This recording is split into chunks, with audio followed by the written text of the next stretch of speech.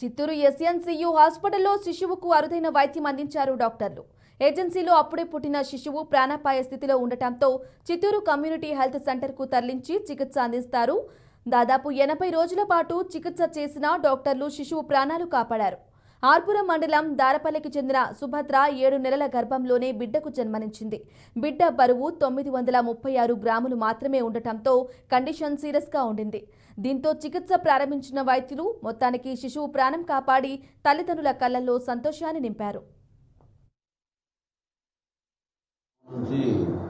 Delivery కోసం Kondareddy patient వాళ్ళు అక్కడ నుంచి నీరుకుప్ప నుంచి విఆర్పురం వెళ్ళారు. విఆర్పురం నుంచి కూతురు పుట్టించారు.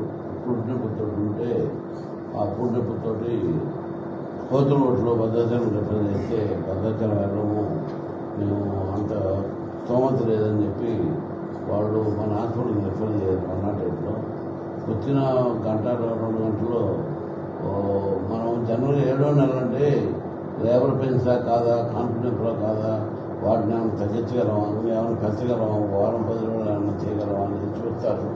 కానీ అప్పుడు వచ్చే టైంకి మనకి ఆల్మోస్ట్ డెలివరీ స్టేజ్ ఉంది. దాన్ని ఆపడానికి కూడా మాకు కుదరలేదు, మాకు ఏం కాదు వచ్చింది. అందువల్ల సేఫ్ నార్మల్ డెలివరీ చేశారు. డెలివరీ చేసిన తర్వాత బేబీ ఏడు చూస్తే లెస్ దాన్ 1 kg ఉంది, 900 గ్రాములు గ్రామ్స్ ఉంది.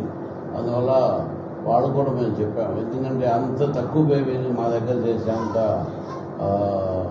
చేయలేమనే ఉద్దేశంతో ఉన్నా కూడా ఎందుకు పంపించలేదంట లేదని అయితే. అందుకని ఆ ఉద్దేశంతో వాళ్ళు కూడా మేము రిక్వెస్ట్ చేశాం హైయర్ సెంటర్కి.